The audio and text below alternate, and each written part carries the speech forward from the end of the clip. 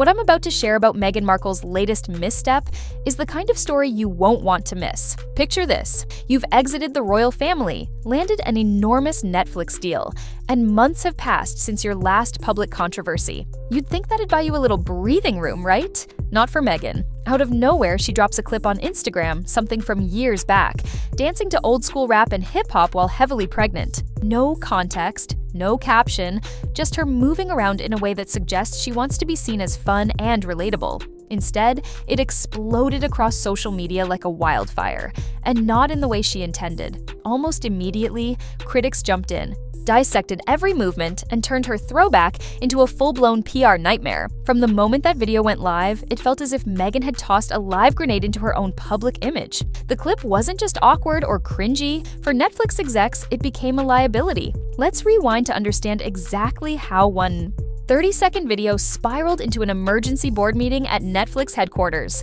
led to court memos instructing her to delete the post, and ultimately threatened her entire contract. Along the way, we'll peel back the curtain on what Netflix really thought, explore behind-the-scenes conflicts between co-CEOs, examine how Hollywood's elite reacted, and consider whether Meghan can recover from yet another self-inflicted wound. By the end, you'll see why this moment has become a cautionary tale about the tension between personal expression and corporate control, and why Meghan Markle's brand might be on its last legs. This whole saga kicked off when Meghan decided to upload a throwback clip from around 2021, just months before Princess Lilibet was born, showing her and Prince Harry dancing in a California hospital room to star Keisha's baby mama. Dance. On its face, the video is playful. Meghan, huge with child, and Harry dancing like any couple trying to encourage labor. It was supposed to be relatable, maybe even endearing, a way to show that even a former duchess can have lighthearted moments before giving birth. But Meghan's intention didn't translate. Instead of evoking awe moments and joyful reactions, it sparked an avalanche of criticism almost immediately. As soon as the video dropped, the ether exploded. Twitter feeds filled with mocking comments, TikTok loops played the clip on endless repeat, and Reddit threads poured over each frame. Critics called it cringe, accusing her of trying too hard to appear authentic. Some even got nastier, insisting the bump was fake, calling her out for performing a twerk or a baby mama dance that made no sense for someone supposedly in late-stage labor. Medical professionals and midwives rushed to social media to debunk those conspiracy theories, explaining that dancing can indeed be a pain management method for some pregnant women trying to spark contractions. But by then, the Meghan Dance Gate had gone viral, and the wavelength of ridicule was already too intense to halt. Behind closed doors at Netflix, the reaction was far more serious than a few snarky tweets. Remember, Meghan is not just another Instagram user. She's under contract with Netflix.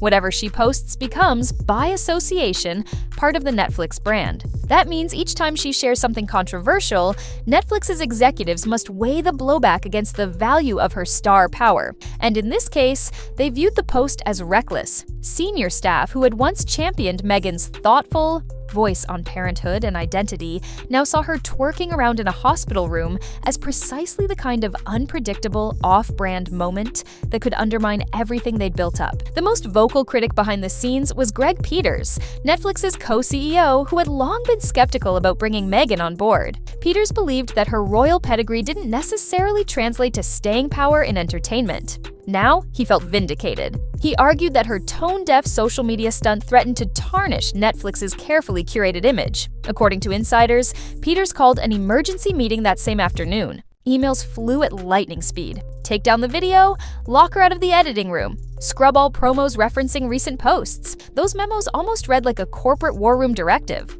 Some staffers even joked privately that it felt like they were defusing a bomb. Meanwhile, Ted Sarandos, Netflix's co-CEO who initially backed Meghan, found himself in a precarious spot. Sarandos had envisioned Meghan's docuseries, With Love, Meghan, as a highlight for the streaming giant, a chance to see her as a mature, introspective figure talking openly about motherhood and identity. But with this Instagram fiasco, Sarandos was suddenly forced to choose between supporting his star and safeguarding the brand. According to multiple sources, he attempted to negotiate a middle ground, give Meghan a stern warning, but avoid publicly humiliating her. He floated the idea of a soft pushback, issue a private reminder about contractual image guidelines without making it headline news. But Peters, increasingly frustrated, insisted on a hard line as word of the internal turmoil leaked out, even if just through hushed hallway whispers. Other studios took notice. Agents who once clamored for Meghan's involvement in various projects quietly began to distance themselves. In Hollywood, the perception is everything. When word gets around that an A-list client is causing headaches for one of the biggest streaming services, others think twice about staking their reputations. Rumor has it that Amazon and HBO, which had previously explored potential collaborations with Meghan, issued informal heads-up memos to their development teams. Steer clear for now, or risk being dragged into the same storm. None of these. Networks made public statements, of course. Deal discussions are confidential, but a few well-placed insiders confirm that babies once incubated by eager development executives were suddenly put on indefinite hold. Back at Netflix, the chain reaction accelerated. Plans to promote With Love, Meghan, everything from behind-the-scenes snippets to Instagram Q&As were yanked off the calendar. The team that had been lining up interviews and crafting social media teasers found themselves retooling in real time. One marketer described it as 100 people doing a pivot that would have normally taken weeks, all in the space of 48 hours. Meanwhile, production members working on post-production had their access revoked. Per insiders, a memo from Netflix's legal team instructed that any involvement by Meghan in the editing room was off-limits. The company cited sensitivity around brand image, though the phrasing left no doubt that they feared her continued proximity to the final cut. Word of the fallout even reached some of Meghan's closest friends in Hollywood. They were reportedly stunned. This was not how any of them thought things would go. A few quietly advised her to lie low, to delete the post, to do damage control, but Meghan refused. She doubled down on her Instagram story, defending the video as a lighthearted memory, a moment of joy amid the grueling reality of pregnancy. In private conversations, she reportedly bristled at the idea of corporate censorship, arguing that as a public figure, she had every right to share personal moments without Netflix breathing down her neck. She framed it as a stand for authenticity, a protest against the idea that corporate partners could muzzle her. Yet, in so doing, she inadvertently confirmed for Netflix that she was more a liability than an asset. As the studio hunkered down to minimize the fallout, the broader entertainment world tuned in. Gossip sites ran headlines about a Meghan Markle meltdown. Late-night comedians seized the moment. Sketches lampooned her dancing, impersonators exaggerated her facial expressions, and talk shows replayed the clip over and over, each time accompanied by a chorus of, "What was she thinking?" Even some of Meghan's once devoted fans began to question her judgment. On Instagram comments and private fan forums, messages shifted from supportive to weary. "I love you, but this felt off," one longtime devotee wrote. Another lamented, "She's always playing victim, never admitting when she's wrong." The usual rally of feminist defenders that scooped to her side whenever critics cried foul were noticeably quieter this time, as if they too acknowledged that this moment was hard to defend. It wasn't just Netflix feeling the pressure. Advertisers who had eyed with love Meghan for potential sponsorship deals recoiled at the uncertainty. Brands that crave safe, marketable faces suddenly saw a liability. A high-profile partner who could veer off script at any moment, dragging them into unforeseen controversy. According to one ad executive, "We have zero interest in aligning our products with someone who might torch her own career in a matter of days." Some prospective sponsors quietly withdrew contract negotiations, opting instead for lower-risk influencers. This meant that even if Netflix decided to move forward with the show unaltered, the revenue streams tied to product placement or branded segments were drying up. One of the most telling indicators of the breakdown came from the editing team. They'd spent months crafting a narrative for With Love, Meghan that showed her navigating the pressures of motherhood and public life, intercut with expert commentary on topics like mental health, equality, and her own experiences as a biracial woman in the royal family. But once the Instagram video controversy erupted, that narrative lost its focus. Editors scrambled to remove any promotional footage that featured Meghan discussing her authentic voice, worried it might be perceived as hypocritical. "We basically had to rewrite the story in real time," one editor admitted. The irony was that we were supposed to show Meghan as a beacon of self-expression, but now we had to portray her as someone who needed to stay in her lane, in a way that felt disingenuous. At the same time, Netflix's PR department prepared for the grimmest outcome, the possibility that With Love, Meghan would be quietly shelved. While an official cancellation might draw even more unwanted attention, dropping the series without fanfare felt like the safer route. Staffers were instructed to remove all mentions of the show from upcoming press releases and to hold off on sending screeners to critics. Internal Slack channels buzzed with one-liners like Operation Ghost Ship or Project Silent Release. The goal was clear: limit exposure, avoid headlines like Netflix cancels Meghan Markle special, and hope that by the time the series did appear, the public's attention had moved on. In the meantime, Meghan herself was not retreating. Reports say she spent days drafting a response, longer than the 30-second clip everyone was mocking, recording a read-between-the-lines video for her website in which she professed that the outrage was a modern-day witch hunt targeting women who dare to do anything outside expectations. "I refuse to be silenced," she declared, sitting in a neutral-toned room with soft lighting, looking directly into the camera. "This is my story, my voice, and if sharing a moment of humanity makes me a target, so be it. I stand with women everywhere who choose to live on their own terms." But that statement did little to quell the criticism. If anything, it cemented the perception that Meghan was out of touch with the fact that her contract with Netflix meant any public move directly impacted them. The narrative had flipped. She was no longer a sympathetic figure fighting for authenticity, but a stubborn celebrity who refused to acknowledge the consequences of her actions. Soon, late-night hosts and social media influencers had a field day. Memes flooded Instagram stories and TikTok,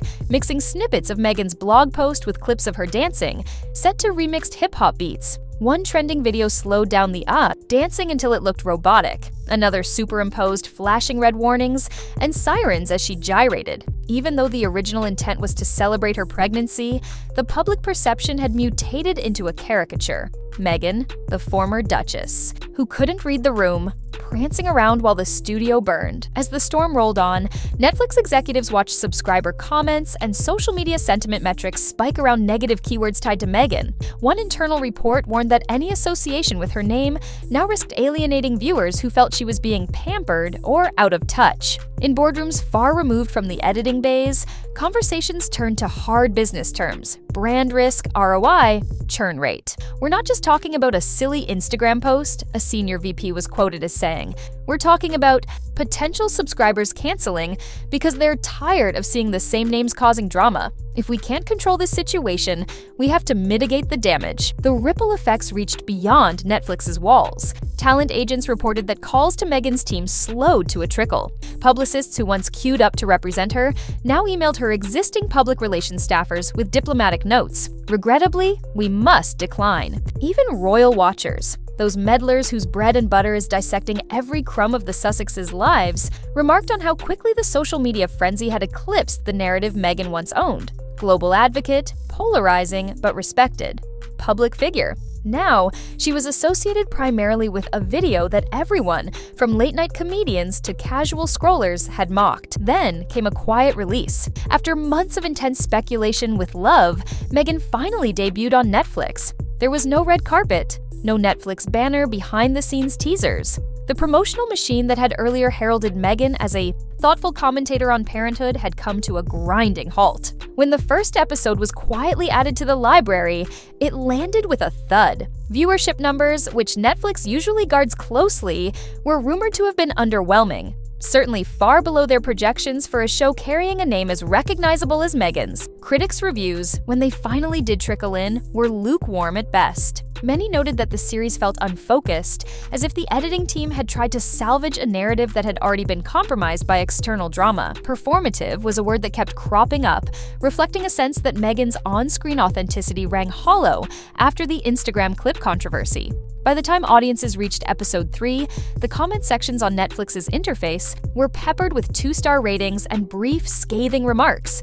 "Can't watch this after what happened. Feels like PR spin. She lost me at the dance video." A handful of her most fervent supporters left positive notes about the sections in which Meghan discussed racial identity and mental health, but those voices were drowned out by the overwhelming sense that her brand had become irreparably entangled with spectacle rather than substance. Meanwhile, Meghan continued to post motivational quotes on Instagram, lines about resilience, authenticity, and growth, hoping to connect with anyone still willing to give her the benefit of the doubt. But engagement metrics told a sobering, Story: likes and positive comments were only a fraction of what she'd once commanded, and negative replies outnumbered supportive ones by a wide margin. Friends and insiders reported that she was deeply frustrated, convinced that the narrative had spun out of her control, even though she was the one who had lit the fuse. For someone who once wielded headlines with every move, the shift to relative obscurity and online scorn must have felt crushing. The lesson Netflix seemed to take from this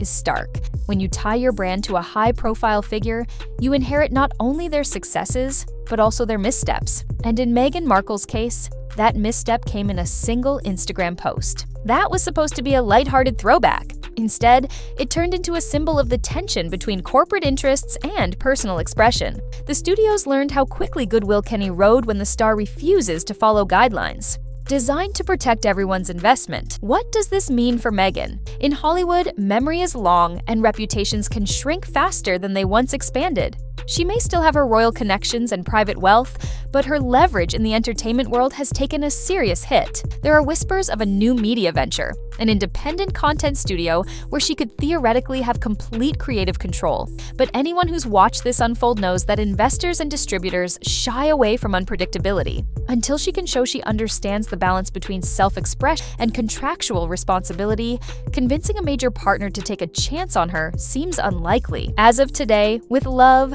Meghan remains on Netflix's platform, albeit buried beneath the flood of more successful originals. Its fate beyond being catalog content seems uncertain. Executives reportedly mulled over whether to renew her deal or quietly let it lapse. Either way, her star power has dimmed in the streaming apparatus, where algorithms favor consistent, predictable engagement. And those same algorithms now place her in a very different category, a cautionary example of how not to manage personal branding when you're tethered to a corporate entity. If you've stuck around this long, I appreciate your time, and I'd love to hear what you think.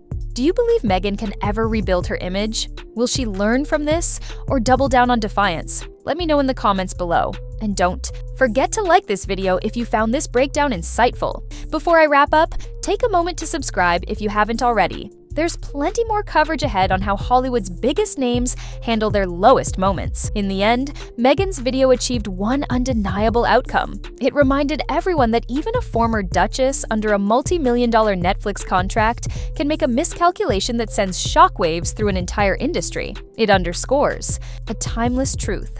When you play with fire, you risk getting burned. And for Meghan, this once-in-a-lifetime spotlight has now morphed into a cautionary tale, proof that no one, however famous, is immune to the fallout from a momentary lapse. In judgment, thank you for watching, and I'll see you in the next deep dive.